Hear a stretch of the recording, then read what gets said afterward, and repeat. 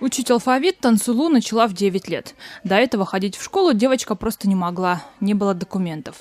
У младших братьев и сестер Тансулу свидетельств о рождении нет до сих пор. Мама малышей на заработках в Казахстане. С детьми осталась престарелая бабушка. Я себя хорошо чувствую. Конечно, 60 лет дают о себе знать. Две мои дочки уехали работать. Я осталась их детьми. К нам приходят сотрудники районного отдела соцзащиты. Помогают оформить документы внуков. Таких семей среди жителей глинобитных построек вокруг Бишкека немало. Новостройки соцработники называют самым сложным участком. Взрослые на заработках в России, дети остаются с родственниками. К сожалению, их родители думают лишь о том, как заработать денег. Образование, воспитание, социальные навыки детей отходят на второй план. Есть случаи, когда подростки в возрасте 15-16 лет не ходят в школу. А еще бывает, что, уезжая в Россию или в Казахстан, детей просто бросают. Родственникам они не нужны.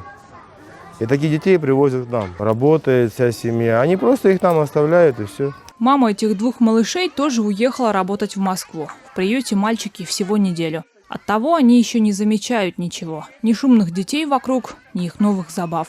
Оба глазами ищут маму. Ну, видите, они еще не адаптировались. Они пока еще так не общаются.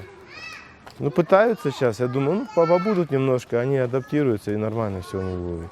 Дети постарше часто становятся героями милицейских сводок. Примерно каждый 13-й подросток, попавший в детскую комнату, ребенок трудовых мигрантов. По неофициальным данным, только в России работает до 1 миллиона кыргызстанцев. Сколько всего детей в республике остались без родителей из-за того, что их папа и мама уехали за границу, никто не считал. Конечно, мы эту проблему признаем, что многие родители-мигранты уезжают и оставляют детей своих. Это создает проблему, социальную проблему.